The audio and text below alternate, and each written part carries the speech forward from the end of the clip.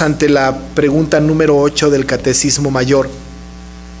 Ya hemos pasado las primeras 7 y hemos tenido una reflexión por cada pregunta. Solamente el domingo pasado juntamos las dos preguntas 6 y 7 para hablar un poco acerca de qué es Dios.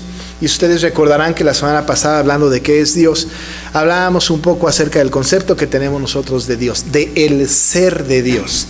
Y el ser de Dios es difícil de estudiarlo en plenitud y mucho más de comprenderlo en plenitud.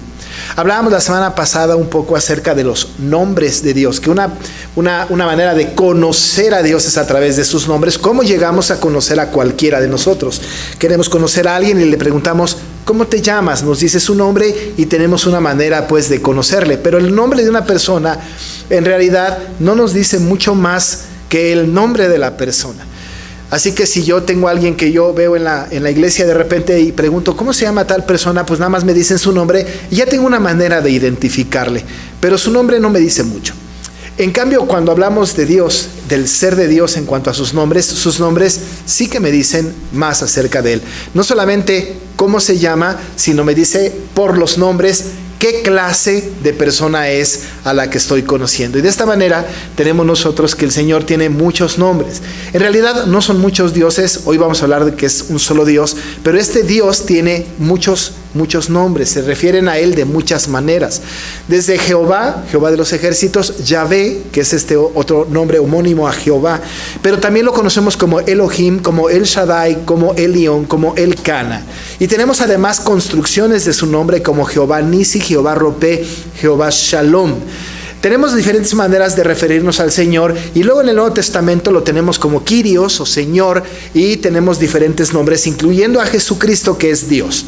Así que le conocemos a Dios por nombre, el ser de Dios en general le conocemos por sus nombres. Cada uno de los nombres tiene un significado particular, tiene un sentido específico, se menciona en un pasaje de la Escritura como parte de la revelación progresiva para darnos cada vez más características de este Dios, del ser de Dios que nosotros conocemos. Pero también dijimos la semana pasada que podemos llegar a conocer a Dios a través de sus características o perfecciones, que le hemos llamado atributos. Decimos que le conocemos por sus atributos, esas características personales que tiene el Señor. Muchos son sus atributos. 5 de estos atributos definen al resto de los atributos no comunicables. Hablábamos de los atributos no comunicables o incomunicables y los comunicables. Cuando hablábamos de los no comunicables estábamos hablando de el ser de Dios en sus perfecciones que solamente tiene Él en perfección y que no los participa al hombre. Así que el Señor, por ejemplo, Él es misericordioso, pero eso lo participa a nosotros. Él es bondadoso, pero eso lo participa a nosotros. Podemos ser bondadosos, podemos ser misericordiosos. Él es justo, podemos ser justos. Él es santo, debemos ser santos. Estos atributos que sí nos comunica a nosotros, sí, claro, pero no al nivel de perfección como Dios los tiene. Pero hablábamos de estos 5 características o atributos que son no comunicables, que solamente tiene Dios y que de ninguna manera nos participa a nosotros. Así pues hablamos de la aseidad o autoexistencia, y cuando hablamos de aseidad o autoexistencia estamos hablando de que a Él no lo causan nada ni nadie. Él es autoexistente, Él no es creado por nadie, Él ha existido desde siempre. No tienen un principio Dios, no tiene un fin Dios, Él es eterno, Él es así. Entonces con este atributo de aseidad, porque a Él nadie lo creó, no fue el invento de alguien, Él más bien inventó, Él hizo todas las cosas y ninguna cosa que Él hizo creada pudo haberle inventado a Él porque Él es anterior a todas las cosas creadas. Así que este atributo que le distingue es el atributo de la aseidad o autoexistencia.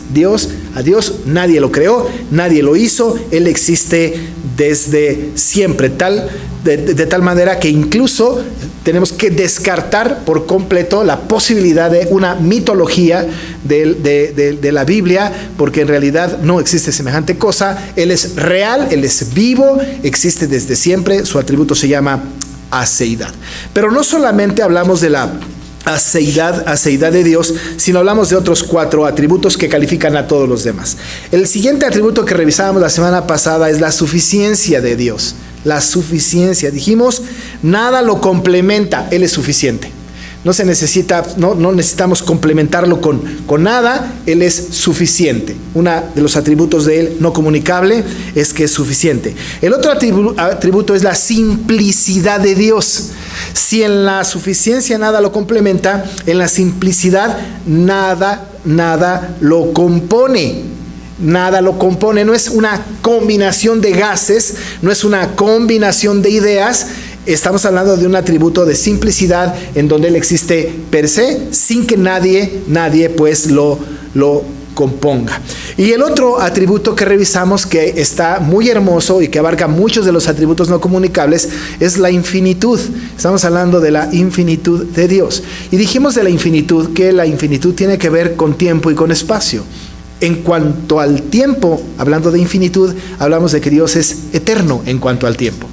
Pero en cuanto al espacio, estamos hablando de su inmensidad. Así que en cuanto al tiempo, su eternidad; en cuanto al espacio, su inmensidad. No hay un solo rincón sobre la faz de la tierra y en el universo y en nada creado que Dios no esté presente. La infinitud habla pues en cuanto al tiempo de la eternidad, en cuanto al espacio de la inmensidad. Dios es eterno, es inmenso, y esto resumido es la infinitud de Dios. Ahí está la omnisciencia, ahí está la omnipresencia, ahí está la omnipotencia. En la infinitud encajan muchos de los atributos no comunicables de Dios. Pero el último de los atributos que vimos es la inmutabilidad. Dijimos que Dios no cambia, nunca. Ni en esencia, ni en pensamiento, no cambia. En opinión, no cambia. Él no envejece, Él no era joven y envejeció. Él es siempre igual, no cambia. No solamente su esencia, sino incluso en sus promesas. Lo que Él ha prometido lo cumple. La inmutabilidad tiene que ver con un Dios que no muta en ninguno de los sentidos. No va a cambiar nunca de opinión. A pesar de que el mundo va cambiando, Dios no va a cambiar nunca. Aun y cuando el mundo dice: ahora estas cosas están sucediendo y tenemos que cambiar porque el mundo está cambiando y entonces tenemos que leer la Biblia con este cambio. No puede ser. En el atributo de la inmutabilidad, Dios no muta, no cambia. Y lo mismo que le dijo al pueblo de Israel en el desierto o en el Antiguo Testamento, es lo mismo que se exige para nosotros en este tiempo. De tal manera que no cambia. Así es que hay que aprender estos atributos de memoriaceidad, suficiencia, simplicidad, infinitud e inmutabilidad. Estos 5 califican a todos los demás. Este es el ser de Dios. Pero este asunto del ser de Dios nos lleva de la mano y va a dirigir el catecismo, nos va a dirigir poco a poco para llegar a tratar la doctrina de la Trinidad. Pero no va a tratar la doctrina de la Trinidad, que justamente es lo que viene después de la pregunta número 8 con su respuesta, antes de pasar a una verdad absoluta, fundamental, que el creyente debe de saber. Y lo que tenemos que saber es que Dios es uno. Estamos hablando de la unicidad de Dios. Estamos hablando de que no hay más que un Dios. Para que lleguemos a la doctrina de la Trinidad, tenemos que afirmar primero algo que puede ser para algunos contradictorio, pero afirma una verdad absoluta, hablando de que Dios es uno solo, para llevarnos a la Trinidad. Así que la pregunta número 8 del Catecismo Mayor pregunta: ¿hay más de un Dios? Esta es la pregunta, simple, llana y sencilla. La respuesta es absolutamente clara para nosotros. La respuesta de ¿hay más de un Dios? es: no hay sino uno solo, el Dios vivo y verdadero. No hay sino uno solo. El creyente que ha declarado confianza, ha declarado creer lo que el catecismo dice respecto de esto, porque está en la Biblia, el creyente no puede tener una convicción distinta a esta. Nosotros los cristianos creemos que hay solo un Dios, no muchos dioses. No existe.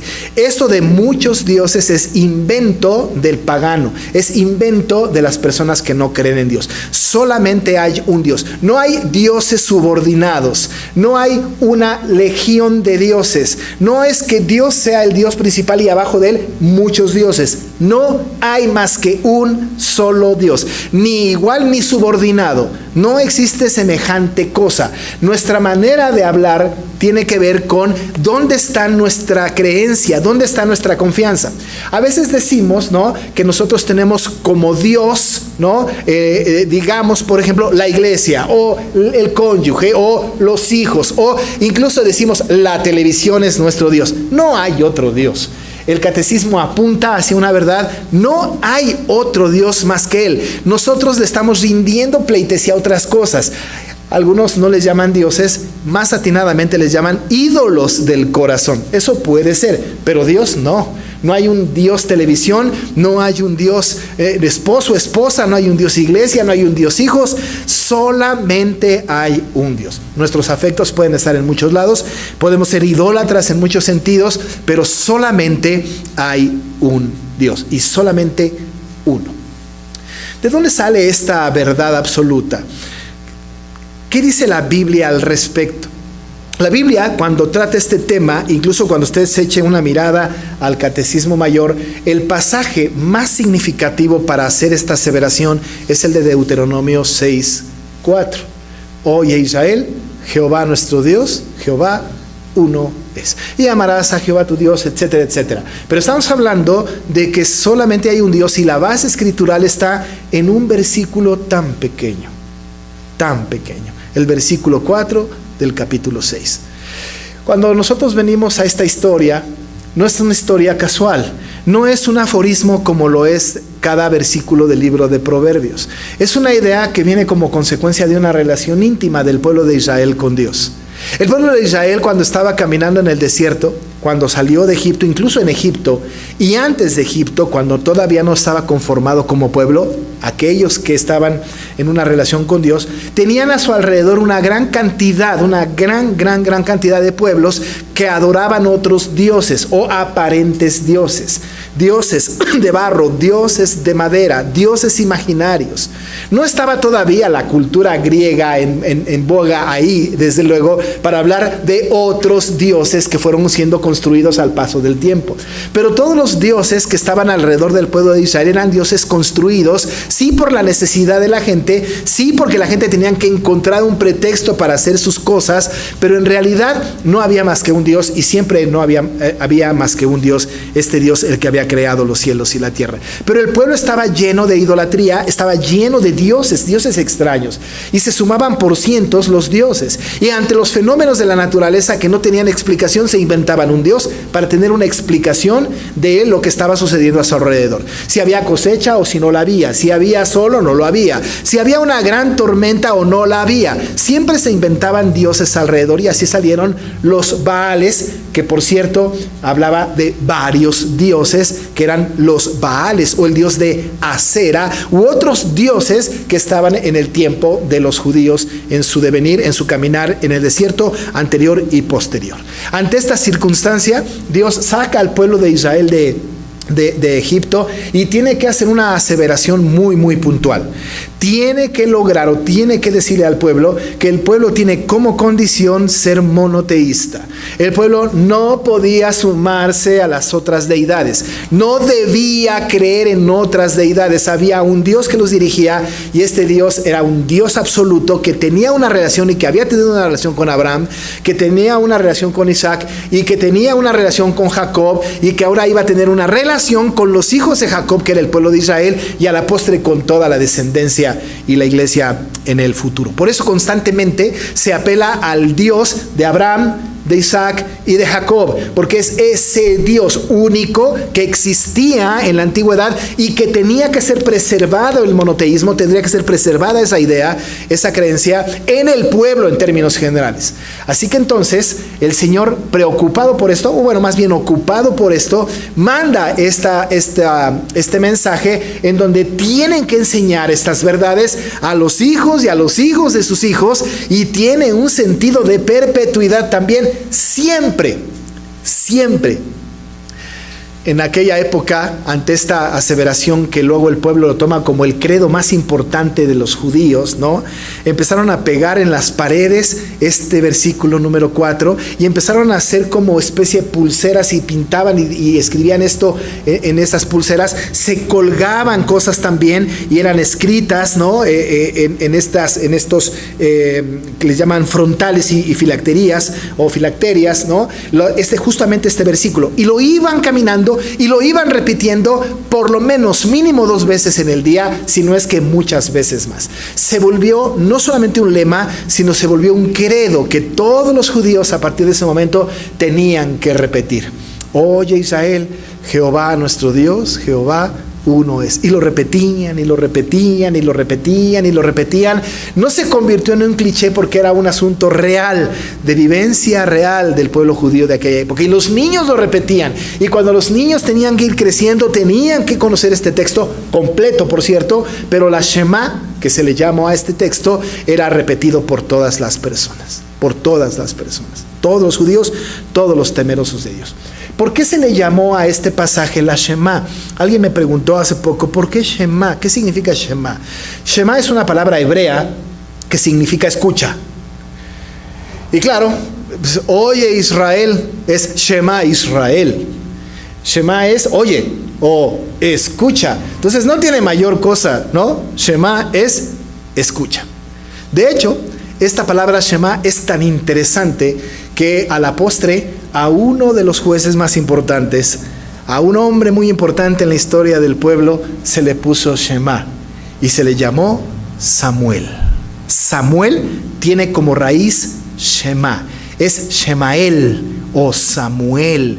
Shemael o Samuel significa el oído por Dios, y ustedes conocen la historia. Ustedes conocen cuando el Señor le habló a Samuel. Samuel es el oído por Dios, Shemael. Así que Shema tiene que ver con escuchar. ¿Y de dónde viene? Con la primera frase de la expresión. Oye Israel es Shema Israel. Por eso se le llamó Shema. Ahora nosotros tenemos ese concepto y no sabíamos de dónde venía, pero ahora lo sabemos. Pero este Shema se convirtió en lema y credo de todos, absolutamente todos los judíos. Pero ¿qué decía la Shema? La Shema decía entonces, en el contenido de este texto que es maravilloso, aseveraba varias cosas. Lo primero que aseveraba era un sentido de pertenencia de un pueblo con su Dios. De un pueblo con su Dios. Dice, oye Israel, Jehová nuestro Dios. Había un sentido de pertenencia. Él es nuestro Dios, nosotros somos su pueblo. Es tan importante porque además en el pacto que Dios establece para con su pueblo, esto le dice a Abraham: tú serás mi pueblo, yo seré tu Dios. Establece un sentido de pertenencia, y el pueblo que conocía la historia de Abraham y que sabía que dependían de este Dios, el Señor hace esta mención: oye Israel, Jehová nuestro Dios, es nuestro Dios. No significa que no era Dios de los demás. Por supuesto que Dios es Dios de todos, hasta de los malos. Pero quien tenía este sentido de pertenencia, el que pertenecía a ese pueblo, era el pueblo de Israel. Nosotros podemos decir con un gran cariño, con una gran devoción, con una gran convicción: Dios es nuestro Dios. Jehová es nuestro Dios.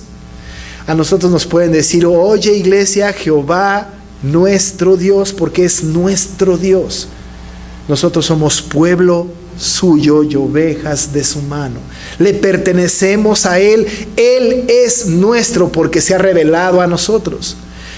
La gente pagana, la gente que no conoce a Dios o que no quiere conocer a Dios, por supuesto que Jehová es su Dios, pero ellos lo niegan, ellos lo rechazan, ellos lo hacen a un lado. Ellos no pueden tener una declaración de pertenencia porque de ninguna manera tienen a Jehová, a Dios, como su Dios. Nosotros sí, el pueblo de Israel sí, y hacían esta afirmación: Jehová nuestro Dios, haciendo un sentido o una afirmación de pertenencia. Le pertenecemos a este Dios es nuestro. Él ha prometido ser nuestro Dios. Por eso después en el versículo 5 y 6 en adelante se habla de ese amor que el pueblo tenía que tener para con Dios. Amarás a Jehová tu Dios, otra vez tu Dios, de todo tu corazón, de toda tu alma y con todas tus fuerzas. Él es nuestro Dios. Cuando el Señor Jesús enseñó a los discípulos a orar, les dijo que cuando oraran dijeran: Padre nuestro, es nuestro Dios. El sentido de pertenencia en la Shema es muy importante porque el pueblo sabía que estaba bajo el resguardo del Altísimo, del Poderoso, del Señor, del Adonai, del Dios de dioses. Así es que esta Shema empieza con ese sentido de pertenencia. Oye, Israel, Jehová, nuestro Dios. Pero luego hace una afirmación categórica. Una afirmación que está trascendiendo porque es una afirmación que ha sido tomada por otros para atacar la Trinidad. Y la verdad que está aquí dice: Jehová, nuestro Dios, Jehová, uno es uno y nada más que uno. Eso es muy importante, sobre todo en aquella época, porque con esta afirmación tiene que romperse por completo la posibilidad de otros dioses. Te tiene que romper la idolatría. Tiene que quedar claro que nosotros tenemos una sola devoción a un solo Dios. Este Dios es Jehová. Es diferente, y lo dije hace un rato, es diferente nuestras lealtades. Esto es diferente, pero déjeme decirle que aunque nosotros tengamos otras lealtades, ídolos del corazón, Jehová sigue siendo nuestro Dios. No es bueno que tengamos otras lealtades. No es bueno que adoremos otras cosas. Por supuesto que no es bueno, pero estamos adorando cosas falsas. El único Dios, el único posible, el único que existe, es el perfecto, es el Dios verdadero. Y no hay nada ni nadie diferente a Dios. Por eso, uno de sus atributos es su simplicidad y su suficiencia. No hay quien lo complemente, no hay quien lo contemple, no hay quien los contenga, porque Él es el único Dios posible. Esta afirmación la responde el catecismo, lo toma de ahí el catecismo para hacer esta aseveración: la unicidad de Dios. No existe la posibilidad de otros dioses. La Biblia está llena de estas afirmaciones. De hecho, Jesús, siendo Dios, ha dicho que su Padre y Él uno son. Mi Padre y yo uno somos. Uno, solamente uno. Y de ahí vamos a desprender para la semana que entra el asunto de la Trinidad. Pero también la Biblia contempla la unicidad de Dios, no solamente en este texto, sino también hay una afirmación en Isaías 45, versículo 18. Isaías 45, 18 afirma con contundencia: porque así dijo Jehová, que creó los cielos. Él es Dios, el que formó la tierra, el que la hizo y la compuso. No la creó en vano, para que fuese habitada la creó. Y termina diciendo: yo soy Jehová y no hay otro. Soy Jehová y no hay otro. Este Jehová es el único Dios, el único que merece, al que le debemos adoración y honra. No hay otro Dios. La Biblia establece o habla acerca de lealtades. Habla, por ejemplo, a aquellos en el Nuevo Testamento, aquellos que no son creyentes, aquellos gentiles que están persiguiendo o que son por naturaleza hijos de ira, les habla de su padre el diablo. Dice que el diablo, Satanás, es Dios de los paganos. Claro, es un Dios construido porque tienen una lealtad hacia él, pero por encima de esto, ni siquiera Satanás puede estar en el nivel de Dios, porque el único Dios posible por sobre todas las cosas en todos los tiempos es Jehová nuestro Dios. No existe la posibilidad de otros dioses. Esto nos lleva, amados hermanos, pues de la mano para que entremos en el detalle de que es Jehová uno solo. Pero en este Jehová uno solo lo vamos a saber, lo vamos a estudiar cómo en el Antiguo Testamento este único Dios, este solo Jehová, se convierte en un Dios plural. Estamos hablando pues de un Dios y solamente uno, pero estamos hablando de esencia de Dios en sustancias. Estamos hablando de que Dios uno existe en el Padre, en el Hijo y en el Espíritu Santo. Y adelanto un poco que cuando el Señor creó los cielos y la tierra, dijo: hagamos al hombre, estableciendo que en el mismo Dios existen tres personas: Dios Padre, Dios Hijo y Dios Espíritu Santo. Esta afirmación contempla tres personas: Dios Padre, Dios Hijo, Dios Espíritu Santo. Y la semana que entra estaremos hablando de terminología hebrea, en donde descubriremos cómo en el hebreo, para hablar de Jehová, se utilizan palabras distintas para establecer la Trinidad, la deidad completa. Esto ataca a los unitarios y por supuesto ataca a los testigos de Jehová, que hablan de que no existe semejante cosa como Trinidad. Y vamos a ir a la Trinidad y vamos a ocupar 2 domingos para hablar de la Trinidad y tratar de entender, quizá no en la plenitud que quisiéramos, pero sí en la esencia importante acerca de este único Dios, que es uno solo, pero que habita en tres personas. Ahorita, por lo pronto, nos quedamos con que tenemos un Dios que establece un sentido de pertenencia porque es nuestro Dios, que este Shema fue dicho al pueblo de Israel, que significa escucha, y que este Dios es un Dios plural y que es uno solo y que fuera de él no hay otro Dios. A este Dios, amados hermanos, es al Dios que nosotros adoramos, al que servimos, y es el único posible. Vamos a orar.